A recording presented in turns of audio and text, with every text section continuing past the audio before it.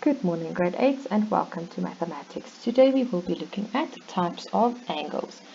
So when we look at angles, it is very important to know the differences between parallel lines and lines that just cross each other and lines that just intersect. So the first type we're going to look at is acute angles. So these are the ones you studied in during your primary school years, and they are the ones that you should know by now. The first one looks like this.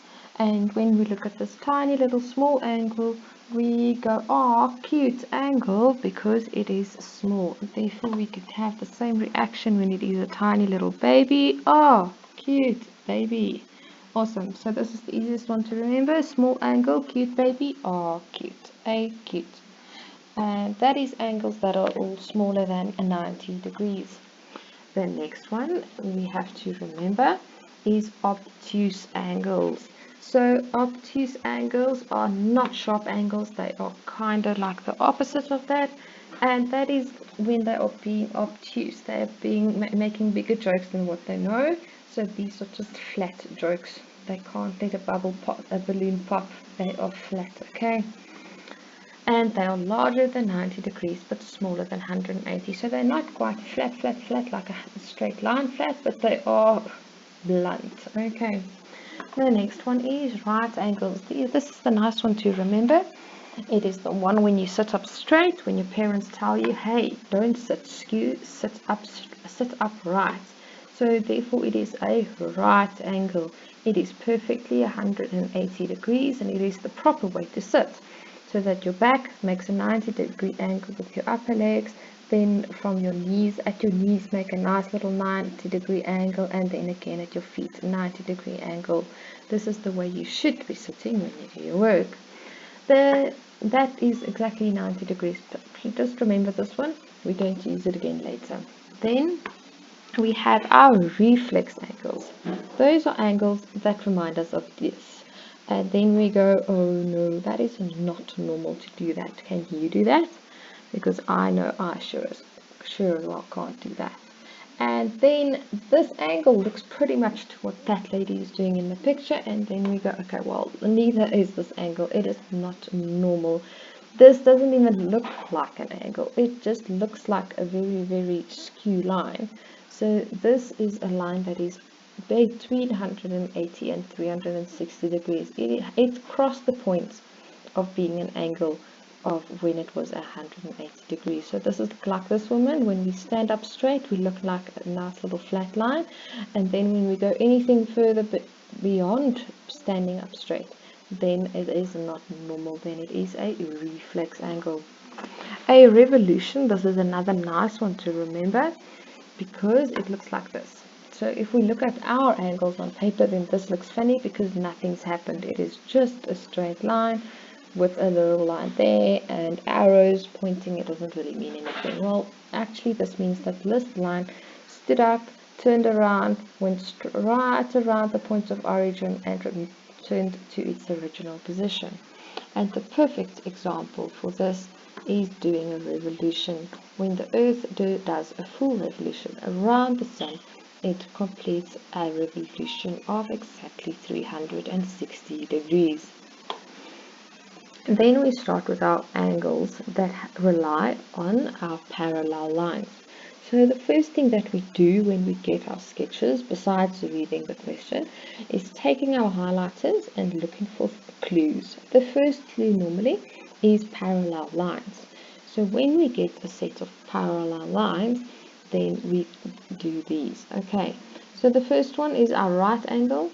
So then we've got two angles together forming a 90-degree angle. So normally they would give us a nice little square there that tells us it is a 90-degree angle, and then you can assume however many angles are between those lines form 90 degrees. So in this sketch I only have two angles, but the definition says it is any number of angles that add up to be 90 degrees. So in this one could have been another two different angles. The next one we look at is corresponding angles. So here we highlight our two parallel lines. Now we've got our two parallel lines highlighted. Now we're looking for a third line.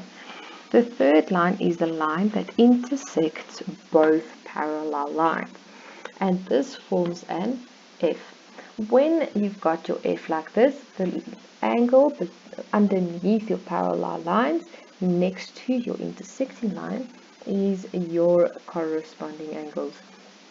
So they don't sit together, they sit on opposite sides of the parallel lines, and that looks like your F. Okay, so this is in this corner and in this corner. Those two corners are equal to each other. Okay, and your definition reads, if the intersected lines are parallel, the corresponding angles are equal. So this parallel line and that parallel line are intersected by one other line, and then the angles that forms are corresponding angles, and they are equal to each other. The next one we look at is co-interior angles. So again, we have two parallel lines and a third that intersects.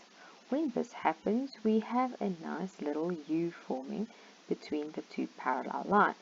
Therefore, we have this corner and this angle corner.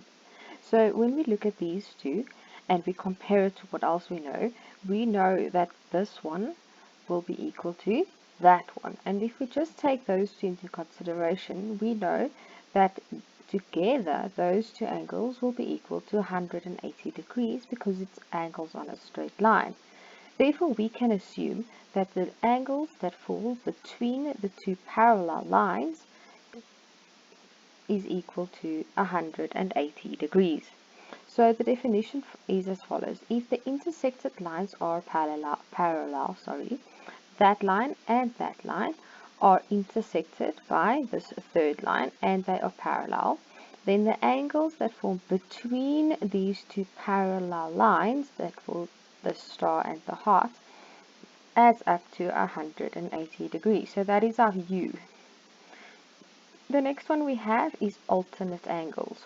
Alternate angles again start with two parallel lines with a third that intersects it.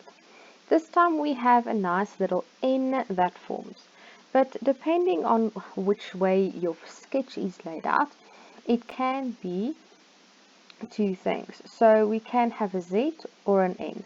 So when we look at these two, we have two parallel lines that is intersected by a third.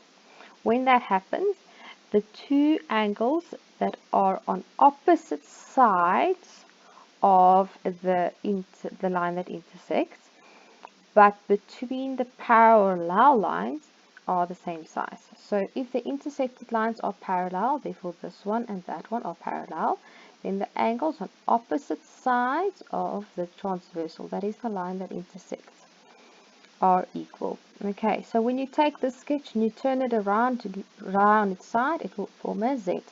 Please know you guys are in grade 7, 8, 9 around there. So when you look at these two, they can be flipped around. It can be upside down, left to right, but basically it is laid out like that. Okay, so that is your N or your Z. Next up we have supplementary angles. This one's a nice one to remember, because the supplementary angle is just your angles on a straight line. So no matter how many angles there are, if we put them all together, it forms a nice straight line. Our definition actually reads that it doesn't matter how many angles there are on a straight line, if you add them all together, you will always have 180 degrees. Any number of angles that adds up to 180 degrees. So on this line, you can have 2 angles, you can have 3 angles, you can have 6 or 8 angles. It doesn't really matter.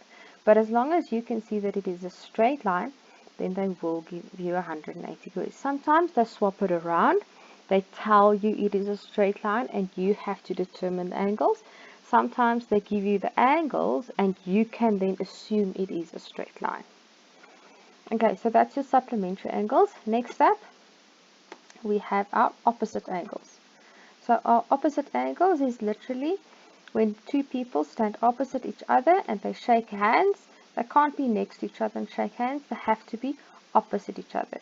These two lines does not have to have any other properties.